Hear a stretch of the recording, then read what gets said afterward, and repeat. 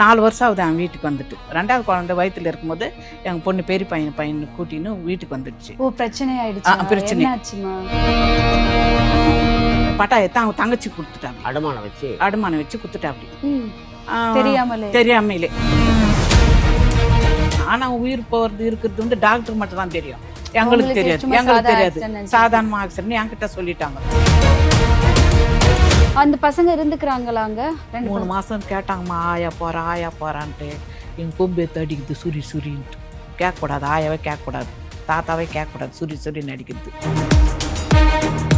சிபிஎஸ்சியில் என் பொண்ணு எப்படி படிக்க வச்சுதோ அது மாதிரி என் பேரன் நான் படிக்க வைப்பேன். அவனால் முடியாது, ஃபீஸ் கட்ட முடியாது, நல்லா சீரை வளர்க்க முடியாது.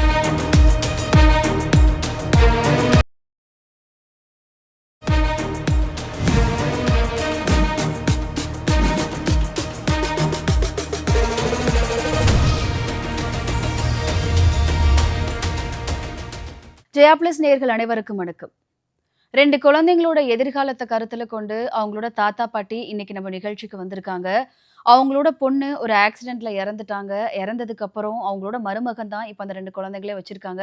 ஆனா தன்னோட மாப்பிள்ளை தன்னோட குழந்தைங்களோட எதிர்காலத்தை கேள்விக்குறி ஆக்கிடுவாரு, அவங்களுக்கு நல்ல முறையில படிப்பு சொல்லி தரல அப்படின்ற பல குற்றச்சாட்டை முன் வச்சிருக்காங்க.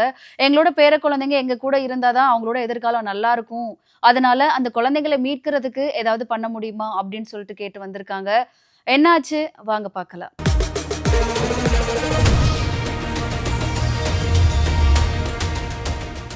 வணக்கம்மா, சொல்லுங்கம்மா, உங்க பேர் என்ன, எங்க இருந்து வரீங்க? நாங்க திருத்தணிலிருந்து வரோம்மா.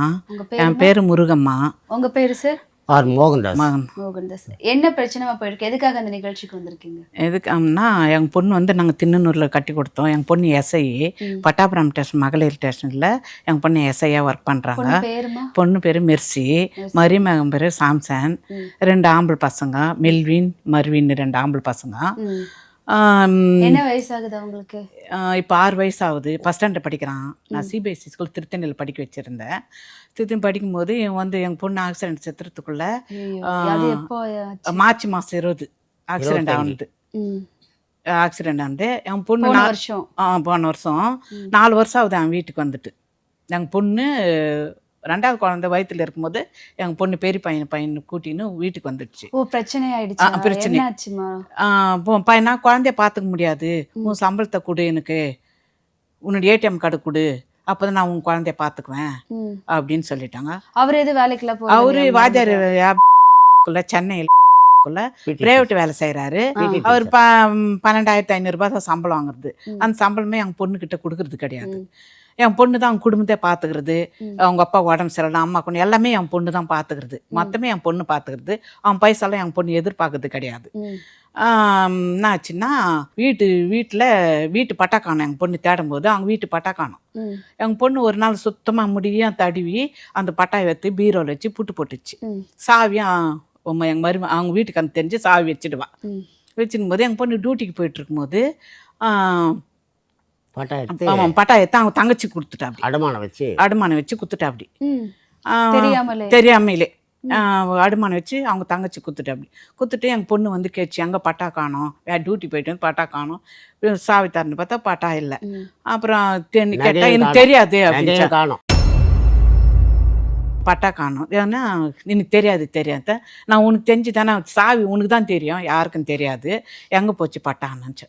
அப்புறம் பிரச்சனை சத்தம் போகிறதுக்குள்ள எங்கள் பொண்ணு எங்கள் தங்கச்சிக்கு எடுத்து கொடுத்துட்டேன், அது எங்கள் தங்கச்சிக்கு தான் சொந்தம், உனக்கு சொந்தம் கிடையாது அப்படின்னு அவங்க வீட்டுக்காரர் சொல்லிட்டான் நிறைய எங்கள் பொண்ணுக்கிட்ட. அப்படி சொந்தம் அப்போ நான் இருக்கணும், உன் குடும்பத்தை நான் பார்க்கணும், நான் தானே உன் குடும்பத்தை பார்த்துக்கிறேன், எல்லாம் எந்த பிரச்சனைனாலும் யாருக்கு உடம்பு சரியில்லை நான் தானே பார்த்துக்கிறேன், என்னுடைய வருமானத்தை தான் பார்த்துக்கிறேன், உன் வருமானம் என்கிட்ட நான் கொடுக்குறது இல்லை நீ அப்படின்னு சொன்னான். இல்லை எங்கள் அப்படி இருந்தால் பாரு, இல்லாட்டி போயிடுங்க வீட்டுக்கு, குழந்தையெல்லாம் நாங்கள் பார்த்துக்க மாட்டோமா, ஏடிஎம் கொடு, உன் சம்பளத்தை கொடு, அப்படின்னு தான் பார்த்துக்குறோம், இல்லாட்டி உங்கள் அம்மாவுக்கு வீட்டுக்கு போயிடு அப்படின்னு சொல்லிட்டாங்க. அப்படி சொல்லிட்டு பிறகு எங்கள் பொண்ணு என்ன பண்ணிச்சு, சண்டே ஆயிடுச்சு. 2 பேரும் அடிச்சுக்கினாங்க. சண்டே ஆயிட்டதுக்குள்ள 12:30 மணி நைட்டுக்கு என் பொண்ணு 2வது குழந்தை வயிற்றுல இருக்குது. பெரிய பையன் கல்யாணம் எப்போ ஆச்சு? 8 வருஷம் ஆச்சு எங்கள் பொண்ணு கல்யாணம் ஆயிட்டு. 2018.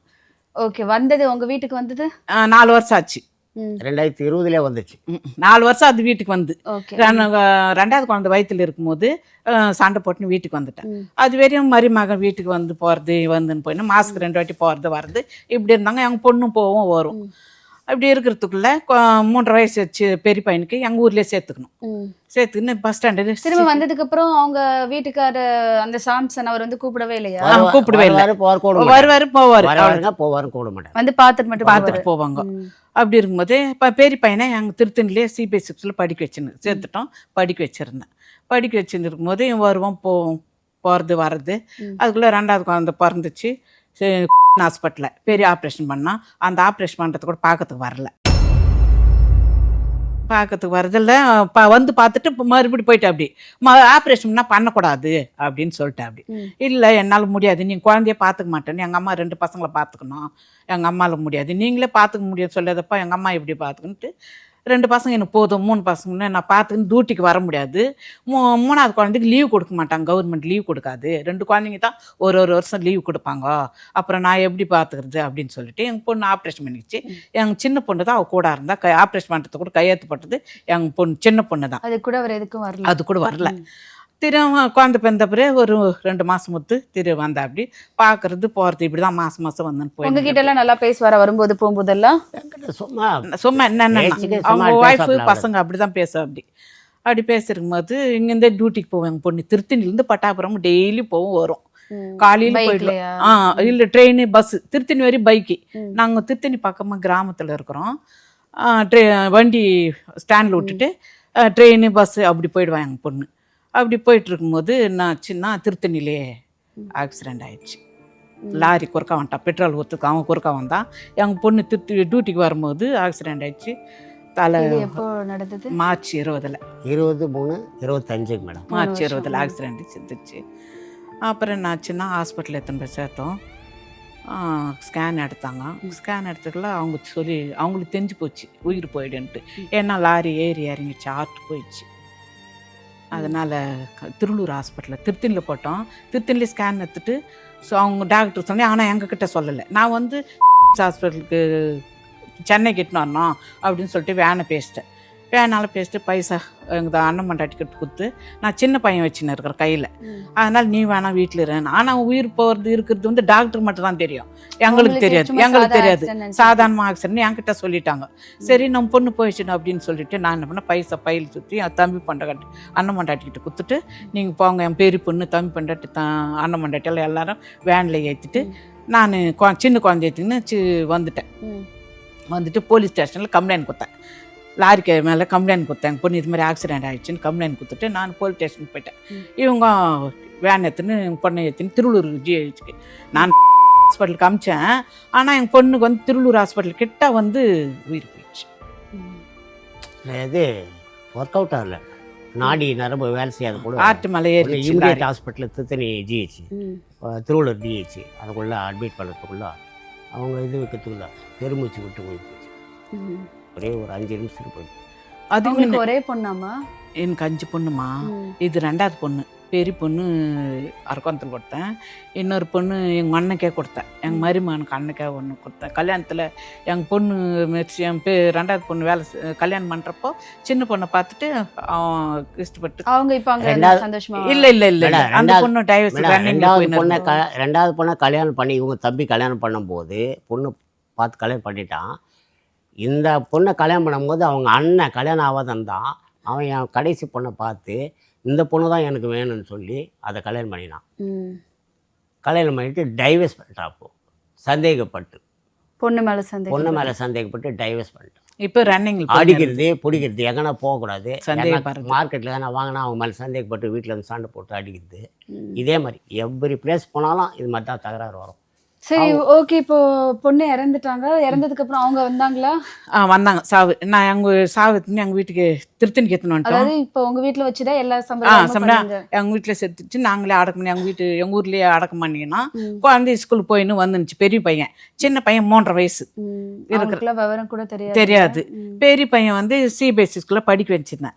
இவன் என்ன பண்ணா எங்களுக்கு வந்து பேர் போடலன்னு எங்களுக்கு தெரியாது. நாங்களா ஆஃபீஸுக்கு அவங்க ஃபோன் பண்ணி பண்ணி கூப்பிட்டாங்க கமிஷனர் ஆஃபீஸில், ஆவடி கமிஷனர் ஆஃபீஸில் ஃபோன் பண்ணி கூப்பிட்டாங்க. நாங்கள் எல்லாம் பயோடாக் எங்கள் பொண்ணுது எல்லாத்தையும் சப்மிட் பண்ணுறதுக்கு எடுத்துன்னு போனோம். எடுத்துன்னு போகிறப்போ எல்லாமே அம்மா பேரில் தான் போட்டு இருக்குது, எஸ்ஆர் புக்கில் அம்மா பேர் இருக்குது, அவன் பேர் மென்ஷன் பண்ணல அப்படின்னு சொன்னாங்க. இவன் என்ன பண்ணா, நாங்கள் குழந்தைய தூக்கின்னு போனோம், இது இட்டுன்னு போனோம் பாரு, நான் விட மாட்டேன் யாரும் நம்பியும், எங்கே போனாலும் என் 2 பசங்களை கூட்டின்னு போயிடுவேன். கூட்டின்னு இவன் வந்தான், மருமக வந்த பேர். என்ன பண்ணாங்க, உன் பேர் எதுவும் இல்லையாப்பா, அம்மா பேர் தான் எழுதி வச்சுக்கிறான்னு ஆஃபீஸில் சொன்னாங்க.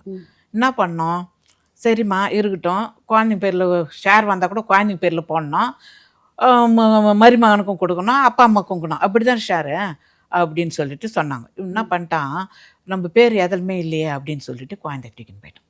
2 பேரையும் 2 பேரையும். சரி, நீங்க வந்துட்டு இல்ல நான் கொடுக்க மாட்டேன் நானே வச்சிருக்கேன் அப்படிலாம் எதுவும் சொல்லையா? தூக்கின்னு போயிட்டு நான் இல்ல வரேன்னு மேடம், நான் அன்பா தான் பேசி சொல்லிட்டு கூட்டிட்டு அன்பா போறேன் பேசின்னு மேடம். அன்பா பேசி நான் கூட்டிட்டு எடுத்துன்னு போறேன். வரேன், வெள்ளிக்கிழமை நான் 2 நாள் ஒரு வாரம் நான் தூக்கின்னு போயிட்டு வச்சிருந்து நான் இட்டுன்னு வரேன்னு சொல்லிட்டு பொய் சொல்லிட்டு தூக்கின்னு போயிட்டேன். அப்படி 2 பசங்க தூக்கின்னு சரி நீ திங்கக்கிழமை காலையில் இட்டுன்னு வந்து விட்டுருப்பா, ஸ்கூலுக்கு போனோம் குழந்தை பெரியவன் அப்படின்னு, சரிம்மான்னு இட்டுன்னு போயிட்டேன். அப்படி இட்டுன்னு போயிட்டு பேர் இல்லைன்னு சொன்னாங்க பாரு ஆஃபீஸில், சொல்லிட்டாங்க பாரு, பேங்க்ல அவன் பேர் கிடையாது, ஆதார் கார்டில் பேர் கிடையாது, என் பொண்ணு எதுலுமே அவன் பேர் மென்ஷன் பண்ணல, என்ன குழந்தை வச்சுன்னு தான் நம்ம பண்ணோம் அப்படின்னு சொல்லிட்டு குழந்தைய விட மாட்டேன்னு சொல்லிட்டு ஸ்கூலுக்கு எத்தனை சேர்க்கல. இந்த 9 மாசமும் ஸ்கூல்லே சேர்க்கல, இன்னும் கூட ஸ்கூலில் சேர்க்கல அந்த பையனை. அவன் என்ன படிச்சிட்டு இருந்தாங்க இருக்கு? ஃபர்ஸ்ட் ஸ்டாண்டர்டு யூகேஜி எல்கேஜி முடிச்சுட்டு ஸ்கூல்ல கவர்மெண்ட் ஸ்கூல்ல கவர்மெண்ட் ஸ்கூல்ல 1ஆவது சேர்த்து வச்சுக்கிறேன். நான் படிக்க வச்சு சிபிஎஸ்சி ஸ்கூல்ல, அவன் எத்தனை போய் போகிறது கவர்மெண்ட் ஸ்கூலில் 1ஆவது எலிமெண்ட்ரி ஸ்கூலில் எத்தனை சேர்த்து வச்சுக்கிறேன். சின்ன குழந்தை யார் பார்த்துக்கிறா? சின்ன குழந்தை அவங்க அக்கா குழந்தை கிடையாது, அவங்க அக்கா வீட்டில் எடுத்துன்னு விட்டுட்டு டெய்லி காலையில் விட்டுட்டு ஸ்கூலுக்கு பெரிய பையனையும் மருமகனை போயிடுற அப்படியே ஆபிஎஸ்சி ஸ்கூலுக்கு. அந்த குழந்தைய அவங்க அக்கா கிட்ட விட்டு போனோம். ஆனால் இதுவரையும் 8 வருஷம் கல்யாணம் ஆயிட்டு எங்கள் பொண்ணுக்கு, இதுவரையும் அந்த குழந்தை தொட்டது கிடையாது, எப்பவுமே தூக்கம் கிடையாது. அவங்க அக்கா வந்து ஒரு சட்டை கூட எடுத்து பார்த்தல, ஹாஸ்பிட்டல் கூட வந்து பார்த்தது கிடையாது. இப்போ எப்படி நீ குழந்தை தூக்கின்னு போயிட்டு அவங்க அக்கா வீட்டில் விட்டு விடுக்கிறேன்? நான் 4 வருஷம் என் பொண்ணுங்க நான் குழந்தைய பார்த்துக்கினேன், நானும் குழந்தை பிறப்பை பார்த்தேன், எல்லா ஹாஸ்பிட்டல் செலவு நான் தான் பார்த்தேன், நான் தான் வளர்த்தேன், பேரமா 2 பேரும் நான் தான் வளர்த்தேன்.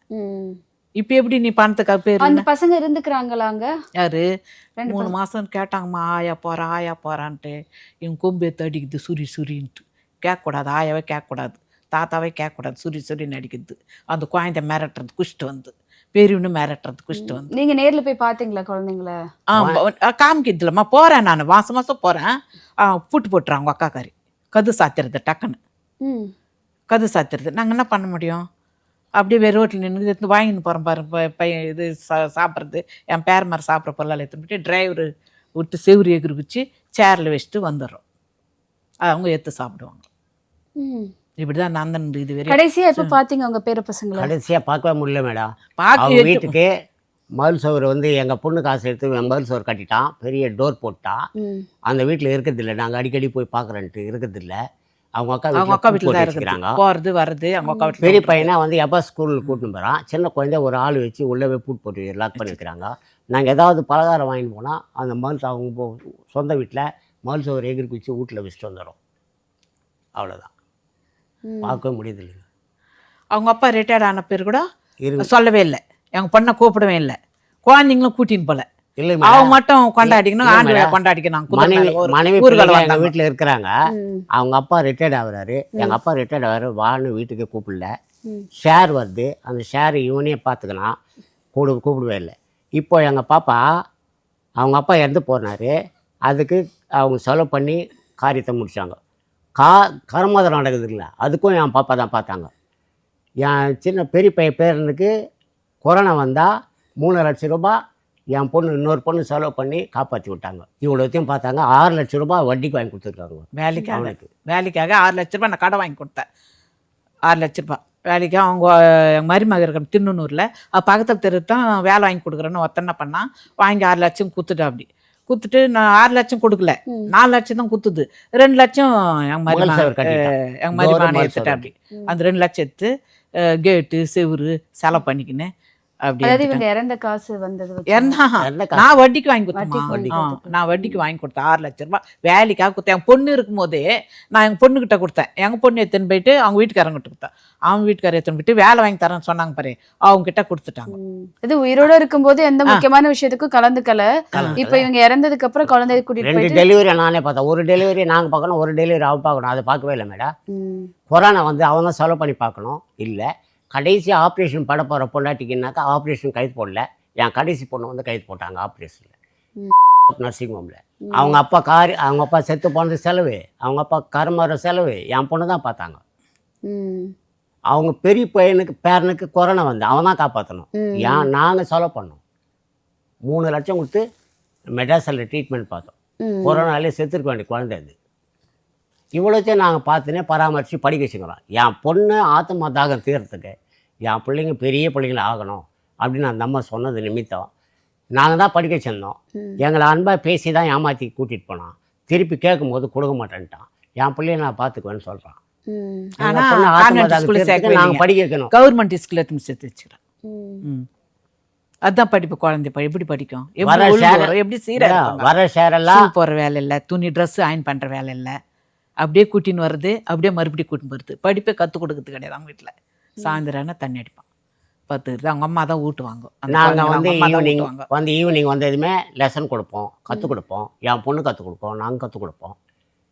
இங்கிலீஷ் மீடியம் அவன் ஷேர் எல்லாம் எனக்கு வேண்டாம் மேடம். பிள்ளைங்க ஷேரு பிள்ளைங்க போட்டோம், அவனுக்கு ஷேர் அவனுக்கு போட்டோம், எங்கள் ஷேர் எங்களுக்கு வட்டோம். குழந்தை மட்டும் கொடுத்தாங்கன்னா நாங்களே படிக்க வைக்கிறோம். அவன் எப்போது போல் வீட்டுக்கு வந்து பொண்டாட்டி இருக்கும்போது எப்படி வந்து பார்த்துன்னு போனானோ அதே மாதிரி பார்த்துன்னு போனால் எங்களுக்கு நல்லது. எப்படின்னா அவர்கிட்ட இதை பத்தி பேசுனீங்களா? குழந்தைய நாங்களே பாத்துக்கிறோம்ப்பா, நீங்க அப்பப்போ வந்து கேட்டேன் மேடம், முடியாது. கொடுக்க மாட்டேங்கிறேன் மேடம். முடியாது, கொடுக்க முடியாது. நான் பார்த்துக்கிறப்போங்க. நான் குழந்தையெல்லாம் காமிக்க முடியாது உங்களுக்கு. அதுக்கு ஏதாவது காரணம் சொல்றாரா?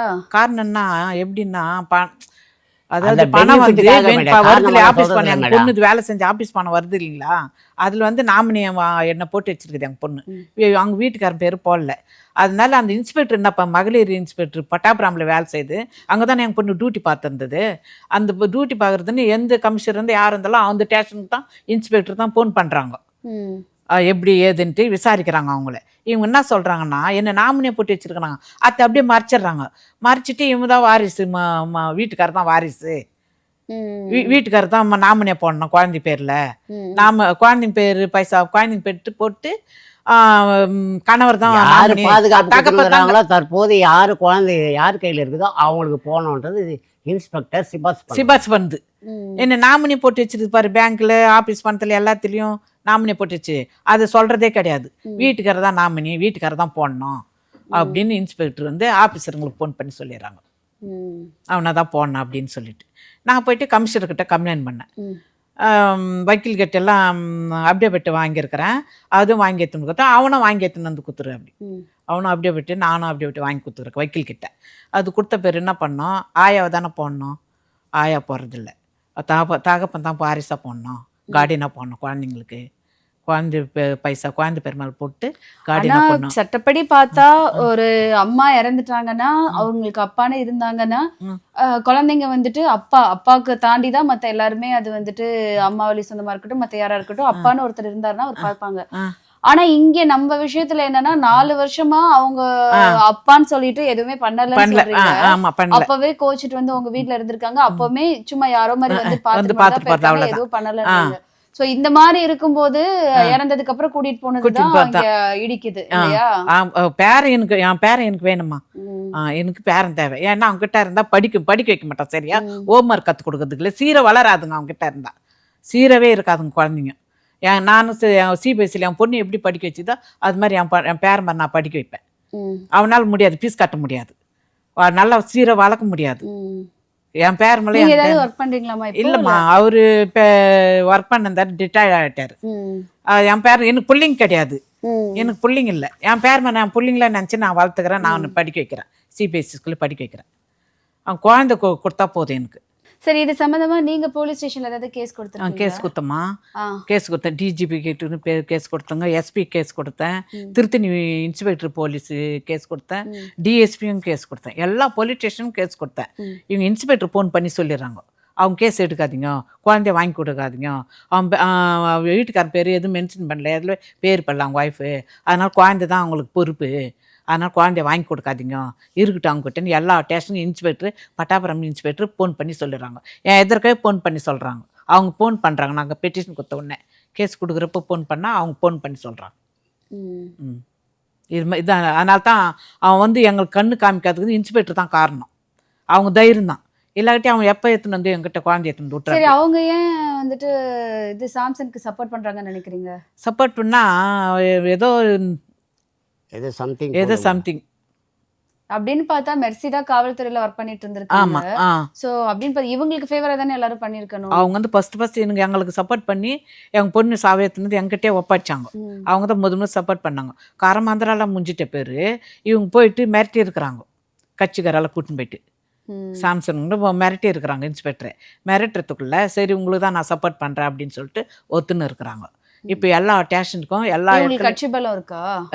கட்சி பேர் இருக்கிறாங்க எது கொஞ்சம் பேர் இருக்கிறாங்க, வைக்கலுங்க கட்சி இருக்கிறாங்க அப்படின்னு பேசி எல்லாரும் ஒரு 10 பேர் கூட்டின்னு போயிட்டு பேசி இவனுக்கு தான் சப்போர்ட் பண்ணோம், இவன் பேர் எதுவுமே இல்லை, எல்லா அம்மா பேரில் போட்டுருந்தாங்க பொண்ணு, இவங்களுக்கு தான் சப்போர்ட் பண்ணோம் அப்படின்னு சொல்லிட்டுன்னா குழந்தை தூக்கின்னு வந்துரு அப்படின்னு சொல்லி கொடுத்து தான் குழந்தை தூக்கின்னு போயிடுது. எங்கள் மாதிரி மக குழந்தை தூக்கின்னு போயிட்டு தான் இப்போ வந்து எதனா பைசா வந்தால் கூட அவனை நாமினியாக போனால் அம்மா ஆயாவை போடக்கூடாது அப்படின்னு சொல்கிறாங்க. இந்த இன்ஸ்பெக்டர் தான் சப்போர்ட் பண்ணுறாங்க. எல்லாத்துக்குமே இன்ஸ்பெக்டர் தான். லாரி கேஸ்லேருந்து வக்கீல் போலீஸ் ஸ்டேஷன்லேருந்து ஆஃபீஸ் பணத்துலேருந்து இன்சூரன்ஸ் பணத்துலேருந்து எல்லாமே அவங்க தான் சப்போர்ட் பண்ணுறாங்க அவனுக்கு. இப்போ எப்படி சொல்லணும், அவன் சரி கிடையாது அவங்களுக்கே தெரியும். இன்ஸ்பெக்டர் என் பொண்ணு வந்து அவன் குடும்பத்தை பற்றி மொத்த விஷயத்தையும் இன்ஸ்பெக்டர் சொல்லியிருக்கிறாங்க. அப்படி சொல்லியும் என்ன பண்ணுறாங்க, அவனுக்கு சப்போர்ட் பண்ணுறாங்க. குழந்தைங்க தானே சீரழிஞ்சு போதுங்க. இப்போ அந்த குழந்தை ஒரு கான்வென்ட்டில் படிக்க வைக்கலுங்க, படிக்க வச்சிருந்தா கூட வளர்ட்டோம், நல்லா தான் வளர்றாங்கன்னு சொல்லிட்டு நான் இருப்பேன். குழந்தைங்க சீராக படிக்க வைக்கலையே, எலிமெண்ட்ரி ஸ்கூல் எடுத்து சேர்த்து வச்சுருக்குறாங்க. எப்படி சீராக வளருங்க குழந்தை?